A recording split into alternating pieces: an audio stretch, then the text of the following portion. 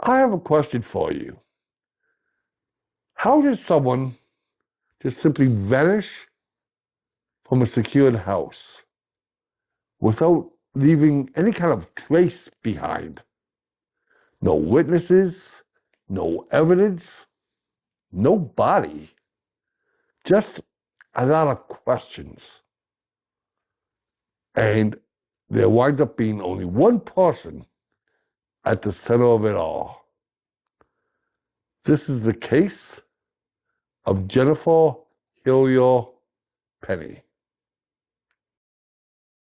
Greetings. I'm Ted, your host, and this is Night Owl. Before we get into it, I'd like to apologize for my absence.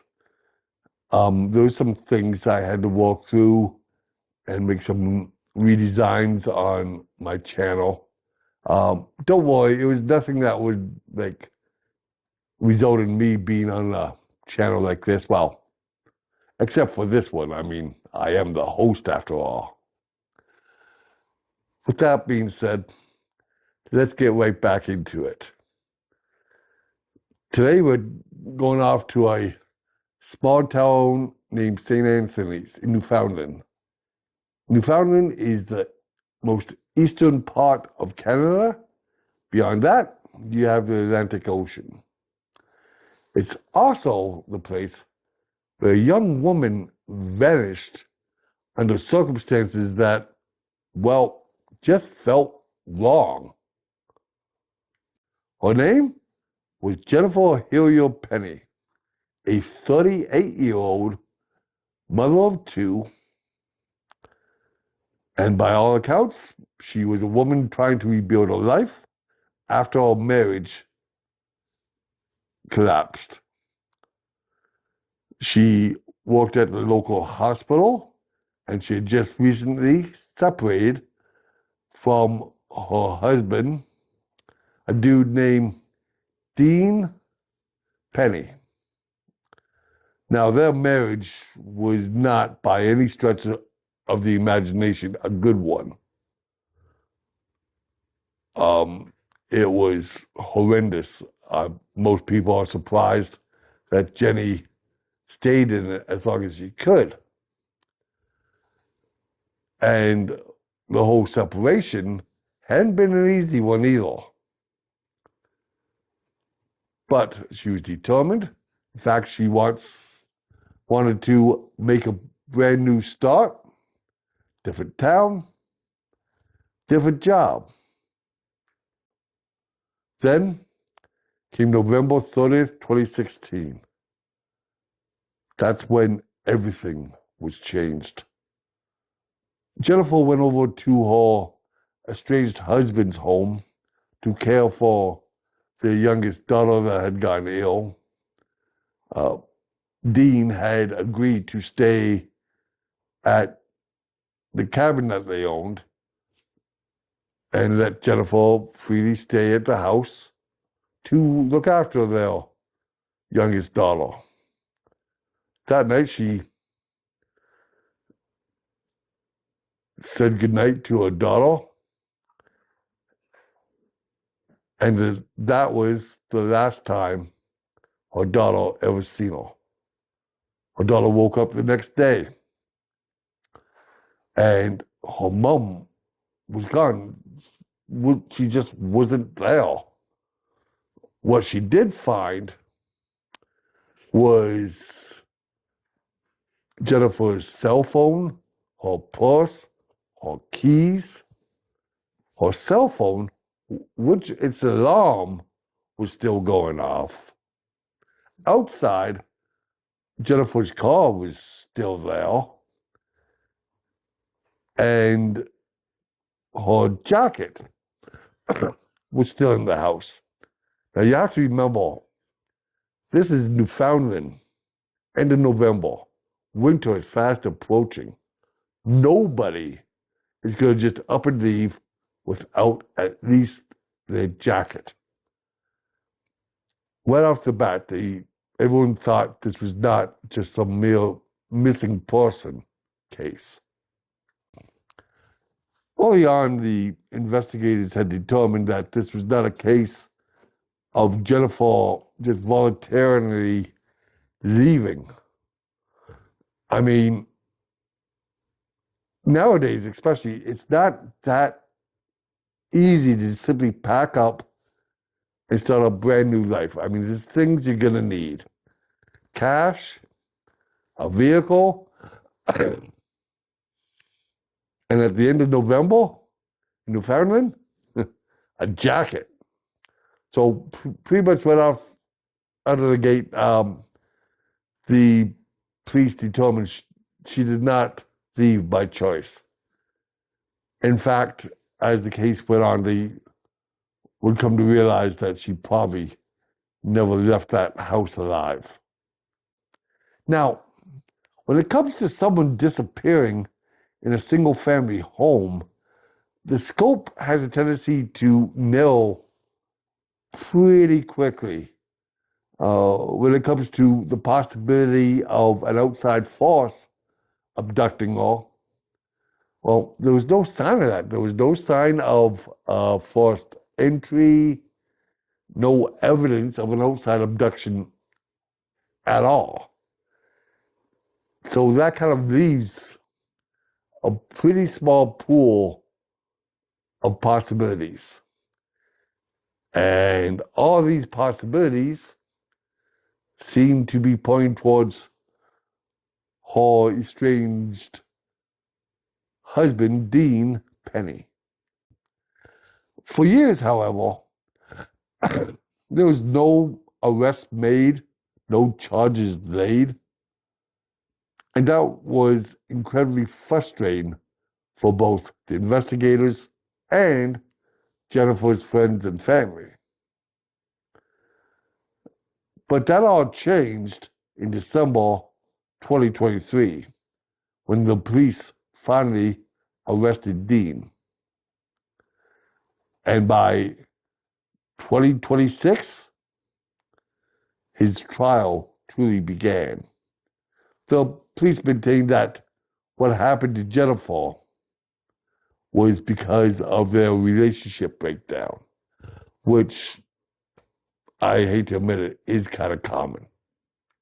Now, I know what you must be asking, but Ted, what could he possibly get charged with? I mean, they haven't even found a body. Oh, make no mistake, it creates a challenge to get a conviction, especially for taking someone's life if there's no body. But it's not impossible. In court, the prosecution has to prove a few things: that Jennifer is no longer alive and that Dean is the one that's responsible.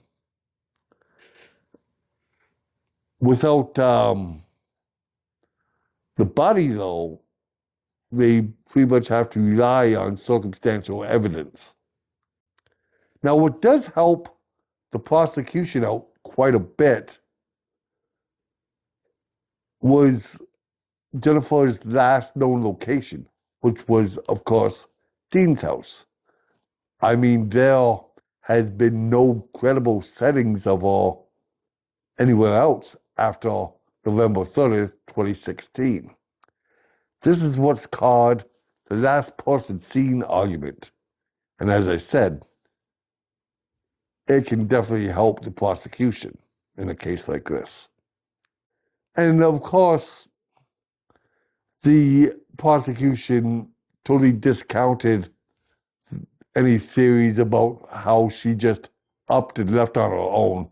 I mean, modern life leaves a trail: social media, credit cards, ATMs, all that stuff. So it's a lot tougher to simply up and disappear than it was in the old days. And Jennifer, she left behind her phone, her keys, money, her vehicle, and once again, her jacket.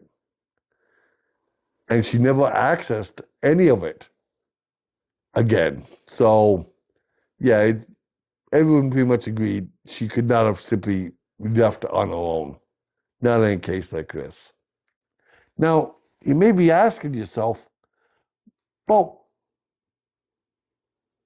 why Dean? I mean, sure, he's the ex-husband and he's a bit of an ass clown. And normally in cases like this, he is the first one they look at. But why is he the only one?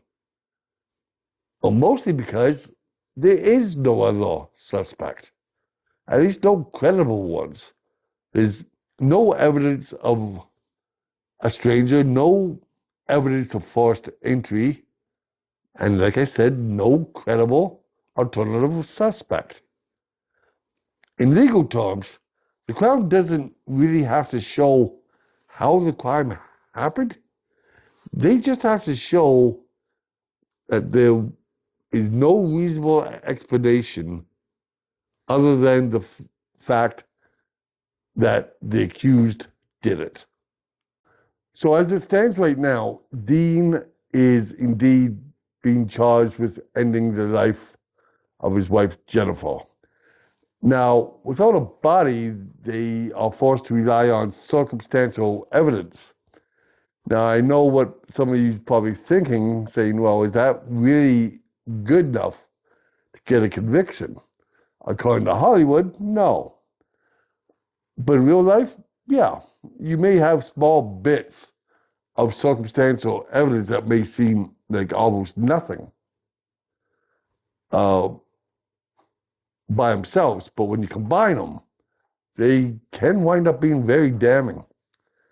Now, the circumstantial evidence they got against Dean, well, he's given inconsistent statements.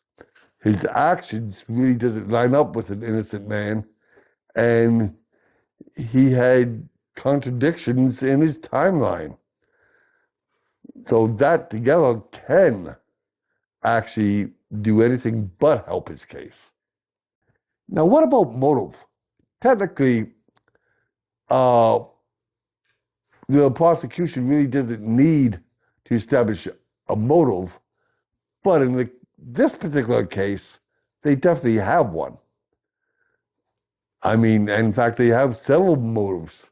He was going through a separation, which could have got him incredibly angry. There's going to be a fairly substantial life changes, and it could have resulted in him losing control. Now, don't forget, allegedly, his marriage with Jennifer was one of intense turmoil, and he was a bit of an asshole during that marriage. Statistically, the period when a relationship ends, there could actually be a heightened amount of domestic stuff going on. Now, if he had allegedly done this to Jennifer, then where would he have dumped the body? That's the biggest question people have. The problem is of where this is all taking place. The town of St. Anthony's in Newfoundland is fairly remote, rugged, and it's got a coastline of the Atlantic Ocean. Now, it would be very easy for someone to dispose of the body. I mean, if you dispose of it in the Atlantic Ocean, then there's a good chance the body's never going to turn up. So where does that leave us? Well, at the time of this video being made, the trial is still going on strong. Every day we hear new evidence in the case, including DNA. DNA in this case is a bit tougher to use as evidence because she was married to Dean. She lived at that house. So surprise, surprise, her DNA will be everywhere. But there was one spot of DNA that's a bit tougher to explain by that. It was actually high up on the wall in the garage. It was so high, in fact, that investigators had to use a step ladder to get a sample. Now, there's also, of course, testimony from witnesses, like Morley Hillier, for example. Now, he had the same last name as Jennifer. I mean, Jennifer's maiden name. But there was no biological relationship between the two. They were just, friends. Anyway, Dean had allegedly told Morley after the two got separated that Jennifer was going to go missing.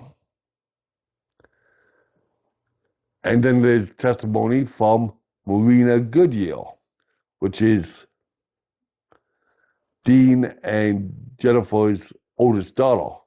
Now, she said that allegedly her mother was absolutely terrified of her father, especially when they broke up. And then there was testimony from an undercover cop that had interviewed Dean. Now, this undercover cop pretended to be a crime lord, thought it would be easier to get Dean to slip up and confess something if he thought he was talking to another bad guy. And it may have worked. Allegedly, Dean had confessed to killing Jennifer, but he said it was by accident. Once again, this is all allegedly. He had said that he had accidentally shoved her down a flight of stairs in the garage. And then he used a hammer to finish the job. Now, maybe it's just me, but if I accidentally shove someone down a flight of stairs, I'm reaching for my cell phone, not my hammer. Anyway, he also told this investigator, or crime lord, if you like, that he allegedly dumped her body in the Atlantic. Now, once again, this is all alleged. How much of it's true? How much will the court believe? Well, I guess only time will tell. But as far as I can tell, this trial has only begun. What can I say about Jennifer Hillier Penney? Well, she was a 38-year-old mother of two that was having a normal evening in a familiar place. Her child was sleeping in the next room. And by morning, she was gone without a trace. No noise, no witnesses, no goodbye, just gone. Well, thank you for stopping by and making it all the way to the end of the video. But before you go, could you tell me what you think? I mean, do you think that the cops got the right guy? Or do you think that they rushed a bit too quickly into justice? Let me know down in the comments. And while you're down there, if you happen to know of any cases that you'd like me to investigate, let me know and I'll look into it as best as I can. One more thing before you go. If you haven't already, could you be kind enough to hit like, subscribe, and to share this video? It'll really help my channel out. And if you did like this video, then maybe you'll like these videos too.